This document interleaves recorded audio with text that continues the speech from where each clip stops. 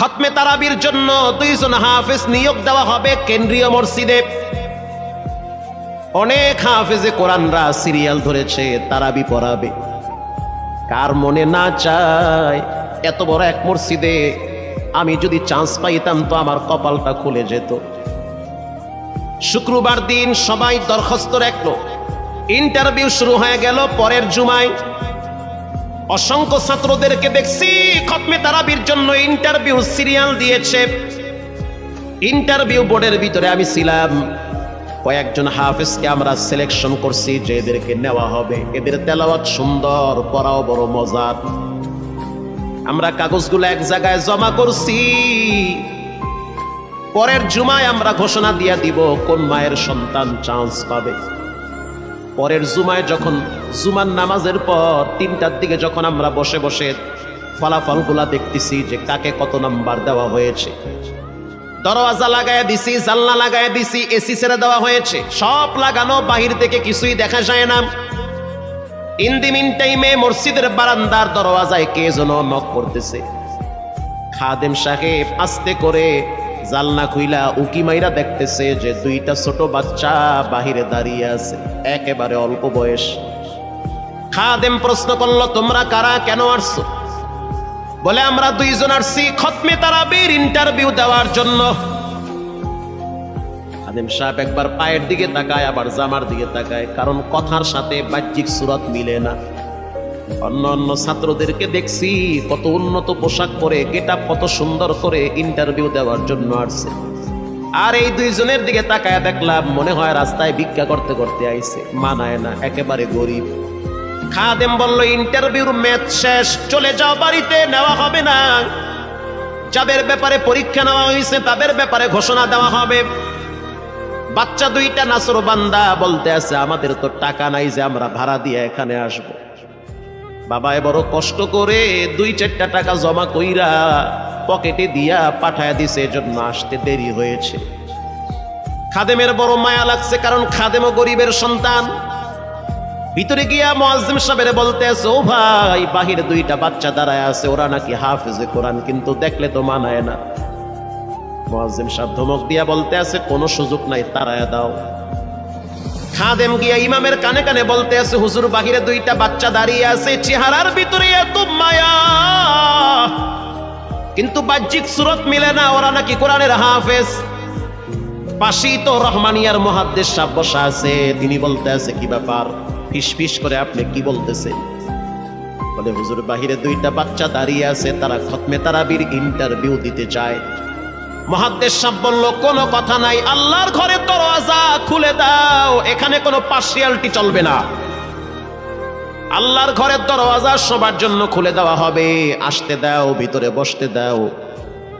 যদিও ওদেরকে দেখতে মানায় না, বংশগত তেমন মর্যাদা নাই, ভিতরে আল্লাহর কোরআন থাকার কারণে আমাদের উপরে ওয়াজিব হয়ে গেছে তাদেরকে সম্মান করা।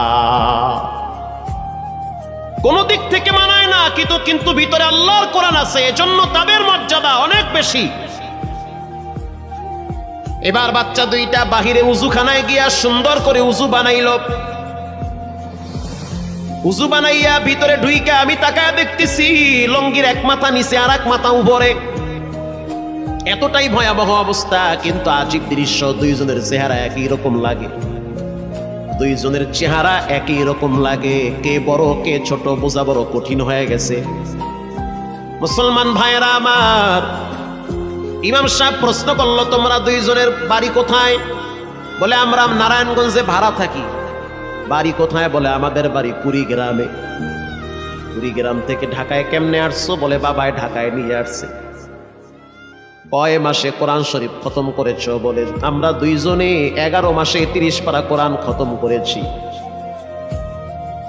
ইমাম সাহেব একবার চেহারার দিকে তাকায় আর একবার পায়ের দিকে তাকায়। স্থানীয় গণ্যমান্য অনেক ব্যক্তিরা তাকায় আছে এদের দিকে। ইমাম সাহেব বলতে আছে, বাবা, তারাবির ইন্টারভিউ শেষ হয়ে গেছে, বাড়ি চলে যাও। যেটা একটু দেখতে ছোট, ও চোখের পানি দেখলাম টিস্যু দিয়া মুছতেছে। কেন কাঁদতেছো? বলে, আমরা গরিব, তার জন্য মনে হয় আমাদেরকে তাড়ায়া দিতেছেন। আমরা জানতাম না ইন্টারভিউ তাড়াতাড়ি শেষ হয়ে যাবে, আসতে দেরি হয়েছে কারণ আমাদের তো ভাড়া টাকা ছিল না, বাবাই কষ্ট করে কিছু টাকা দিয়েছে, সেটা দিয়ে এখানে আসছি। এবার মুহাদ্দিস সাহেব বলতে আছে, তাহলে একটা কাজ করো, তুমি কিছু তেলাওয়াত করে শোনাও। দুইজনেই উত্তর দিল যে আমরা তেলাওয়াত করলে তো আর নিবেন না, আপনারা প্রশ্ন করেন, আমরা দুইজনে উত্তর দিব। আমি তো আশ্চর্য হয়ে গেলাম, জীবনে কত হাফেজ দেখছি, এরকম হাফেজ দেখি নাই। প্রশ্ন করবেন, আমি উত্তর দিব। বুঝতে পারলাম ভিতরের খবর কেউ না জানলেও একজন জানেন, তিনি হলেন কে? মুহাদ্দিস সাহেব বলতে আছে, বাবা প্রশ্ন করব, ঠিক আছে, তোমাদের মন মতো একটু তেলাওয়াত করে শোনাও। তেলাওয়াত যদি মানসম্মত হয় তাহলে ইন্টারভিউ নিব, যদি না হয় তাহলে ছাঁটাই করে দিব।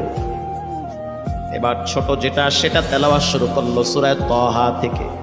তাহা মা আনজালনা আলাইকাল কুরআনা লিতাশকা। এত সুন্দর পড়া মনে হইতে আছে, আসমান থেকে কোরআন নাজিল হইতেছে। এত সুন্দর পড়া, কত রঙের ঢঙের পড়া শুনলাম, এই পড়া কোনোদিন শুনি নাই। আমি তাকায় দেখলাম স্থানীয় টিউনো সাহেবের চোখের পানি বায়া বায়া পড়তেছি। ইশারা দিতে আছে আরো তেলাওয়াত করতে বলেন। এই পড়া তো শুনলে আমার দিলের ময়লাগুলা কাটে। আল্লাহর ঘরে যখন গেছি বাইতুল্লাহ ফজরের টাইমে ইমাম সাহেব তেলাওয়াত করলে যেমন মনে হয়, মনে হইতে আছে ওই কোরআনের আওয়াজটা এখন এই মসজিদে বাজতেছে। ছোট বাচ্চাটা তেলাওয়াত করলো, বড় সন্তানটাও তেলাওয়াত করলো। এবার যারা হাফেজ সাহেব ছিল তারা প্রশ্ন শুরু করলো। যেখান থেকে প্রশ্ন করে পৃষ্ঠা ঠেকায়া দেয়, একটা জায়গায়ও আটকাইতে পারে না। এমনকি বাচ্চা দুইটা এটাও বলেছে, যদি আপনাদের যদি ধৈর্য থাকে তো আমরা দুইজনে পুরা 30 পারা এখানে এক দাঁড়ানে পড়ায়া দিব, আশা করি একটাও বাঁচবে না। এত সুন্দর পড়াশোনার পরে মোতাওয়াল্লি সাহেব বলল, সব বাদ, আমার কাছে এই দুইজনই পছন্দ হয়েছে। এই দুইজন রে মোতাওয়াল্লি সাহেব দাঁড়াইতে পারে না, হুইল চেয়ারে বসে থাকে, কাছে ডাইকা বুকের সাথে জড়ায়া ধরছে আর বলতে আছে, আল্লাহ এমন একটা সন্তান যদি আমার থাকতো, জীবনটা ধন্য হয়ে যেত। আমার মৃত্যুর পরে একটু হইল তেরা কোরআন তেলাওয়াত করতে পারতো। নিয়োগ হয়ে গেল, তারাবি শুরু হয়ে গেছে। মোহাম্মদপুর থানায় গিয়ে খবর নিয়ে দেখেন অনেক পুলিশরা এই বাচ্চার পিছনে দাঁড়ায় দাঁড়ায় নামাজ পড়ে চোখের পানি ছেড়ে কেঁদেছে। শুধু তাই নয়, অনেক হিন্দু মহিলারা পর্যন্ত রাস্তায় হাঁটার সময় তেলাওয়াতের আওয়াজে দাঁড়ায় দাঁড়ায় কোরআন শ্রবণ করেছে। শুধু তাই নয়, অনেক বড় বড় ডাকাত, মাস্তান, সন্ত্রাস, কিশোর গ্যাংয়েরা পর্যন্ত দাঁড়ায় দাঁড়ায় কোরআনের আওয়াজ শুনেছে। 17ই রমজান দেশে বদর দিবস, হাজার হাজার মুসল্লি দাঁড়িয়ে আছি। ইমাম সাহেব জানে না যে এরা দুইজনে আপন মায়ের পেটের ভাই হয়, এটা ইমামের জানা নাই। দুইজনে তারাবি চলতে আছে, চমৎকার পড়া, পিছনে শত শত মাওলানা মুফতি দাঁড়ায় থাকে। মনে হইতেছে তেলাওয়াতের আওয়াজে আর এক জগতে হারিয়ে যায়, এত সুন্দর পড়া। তারাবি শেষ হয়ে গেল, মুসাফা শুরু হয়ে গেল। বাচ্চা দুইটারে কেউ বুকের সাথে জড়ায়, কেউ কপালে চুমা দেয়, বলে আল্লাহর কোরআনকে চুমা দে। হাজার হাজার মানুষ যখন আস্তে আস্তে নামাজ শেষ করে চলে গেল, একেবারে মসজিদের পিছনে বারান্দার পরে আরো একটা বারান্দা থাকে, ওই বারান্দায় এক লোক বসে বসে গামছা দিয়া চোখের পানি মুছতেছে। কিছুক্ষণ পরে লোকটা দেওয়ালের সাথে কপালটা ঠেকায় দিয়া একেবারে অস্থির হয়ে গেল। মনে হচ্ছে তার ভিতরে কাঁপুনি শুরু হয়ে গেছে। কিছু মুসল্লি গিয়া প্রশ্ন করলো, কি হয়েছে আপনার? বলে আমার কিছুই হয় নাই। টাকা লাগবে? বলে না, টাকা লাগবে না।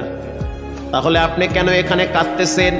বলে আমি এমনি কাঁদতেছি, এটা কষ্টের কান্না না, এটা খুশির কান্না। এটা কষ্টের কান্না না, এটা খুশির কান্না, আনন্দর কান্না। আল বুকাউ মিনাল ফারাহ। অতি সুখে মানুষ কখনো কখনো কেঁদে দেয়, চোখের পানি ছেড়ে দেয়। ইমাম সাহেব বলল, পিছনে কে? লোকটা তাকে সামনে নিয়ে আসে। এবার লোকটাকে যখন কিছু দূর সামনে আনা হইল, ওই বাচ্চা দুইটা মসজিদের ভিতর থেকে দৌড় মাইরা গিয়া বলতে আছে, এই লোকটা আমার আব্বা, ইনি আমার আব্বা হয়। ধমক দিবেন না, রাগ করবেন না, আমার আব্বা ঢাকা শহরে রিক্সা চালায়। রিক্সা চালায় চালায় আমাদের দুইটা ভাইরে কোরআনের হাফেজ বানাইছে। ইমাম সাহেব ধমক দিয়া বলতে আছে, আপনি কেন দেরি করলেন, আগে কেন আসলেন না? রিক্সাওয়ালা বলতে আছে, আমি যদি আগে আসতাম আর যদি পরিচয় দিতাম আমি রিক্সাওয়ালা, হয়তো আমার বাচ্চা দুইটারে মানুষ খোটা দিবে যে রিক্সাওয়ালার পোলা। এজন্য আমি আসি নাই, দূর থেকে নামাজে কোরআন তেলাওয়াত শুইনা আবার আস্তে করে দূরে চলে যাই। মাঝে মাঝে বাচ্চা দুইটার সাথে দূর থেকে আইসা দেখা করি। এটাই হলো কোরআনের বরকত। পরে শুনতে পারলাম এই বাচ্চা দুইটার মাও নাকি গাড়ি অ্যাক্সিডেন্টে মারা গেছে, লাশ পড়ে আছে সেই কুড়িগ্রামে। একটা ছেলের নাম জুবায়ের আর একটার নাম হলো তালহা। রিক্সাওয়ালা বলতে আছে, আমার আফসোস নাই, কষ্ট হলো এক জায়গায়, সেটা হলো ঈদের সময় বাচ্চাগুলা তো বাড়িতে যাবে, বাড়িতে যাওয়ার পরে দেখবে ওদের মায়ের লাশ কবরে পড়ে আছে, ডানে বামে মাটি, সামনে পিছনে মাটি, মাটির ঘর, অন্ধকার কবরে মা ঘুমায়। ঈদের দিন এমন কোন দরদি নাই যে আমার বাচ্চাগুলারে সান্ত্বনা দিবে। গত ঈদেও দেখছি বাচ্চা দুইটা মায়ের কবরের পাশে দাঁড়ায় দাঁড়ায় লম্বা টাইম কেঁদেছিল। আমাদের ঘরে কোনো ঈদ নাই, রিক্সাওয়ালাকে সান্ত্বনা দেওয়া হইল, নসিব আপনার ভালো, কপাল খুলে গেছে। দুইটা সন্তান হীরার টুকরা এমন ভাবে তৈরি করেছেন মনে হইতেছে জিন্দা কোরআন হাঁটতেছে। এজন্য সন্তানগুলাকে দিনদার বানান, ঠকবেন না। বর্তমান জমানায় মানুষ বড় স্বার্থপর। একমাত্র কলিজার টুকরা মা বাবার জন্য যেই দোয়াটা করে ওটা অন্য কেউ সহজে করতে চায় না। কথা ঠিক না ঠিক? সন্তানগুলারে দিনদার বানান, নেককার বানান, আল্লাহওয়ালা বানান। আল্লাহ পাক বলেন, যারা কোরআন পড়ে, নামাজ পড়ে, আল্লাহর রাস্তায় দান করে, তারা হলো সফল ব্যবসায়ী। এখানে এমন মানুষ বসা আছেন যে নিজের হাতে নিজের মায়ের কবরে রাখছে, নিজের হাত দিয়া নিজের আব্বারে কবরে ফালায়া রাখছে। ঘরে গিয়া দেখবেন মায়ের বিছানাটা খালি। যেই বিছানায় মা ঘুমাইতো সেই বিছানাটা এখন অসহায়ের মতো পড়ে আছে। বাবায় যেই বিছানায় শেষ বয়সে বসে বসে কোরআন তেলাওয়াত করতো সেই বিছানাটা পড়ে আছে। এখন আর কেউ বলে না, বাজান তুই কেমন আছো? এই কথাগুলা মা বাবার মুখ থেকে সবচেয়ে বেশি বের হইতো। মা বাবার জন্য এখন চাইলেও তো কিছু করতে পারেন না। আজকে যদি আপনার মা বাবা থাকতো, খাওয়ানো লাগতো, চিকিৎসা করার লাগতো, অসুস্থ মাকে নিয়ে ভোলা মেডিকেলে যাওয়া লাগতো, অসুস্থ আব্বারে নিয়ে লঞ্চে করে ঢাকা মেডিকেলে যাওয়া লাগতো। এখন মাও নাই, বাবাও নাই, টাকা আছে, চাইলেও খরচ করতে পারেন না। সহজ একটা রাস্তা বের করে দেই, এর চেয়ে সুবর্ণ সুযোগ আপনি পাবেন কোথায়? আব্বারে তো থাকলে খাওয়াইতেন ভাত, না তো আর করতে পারতেন না।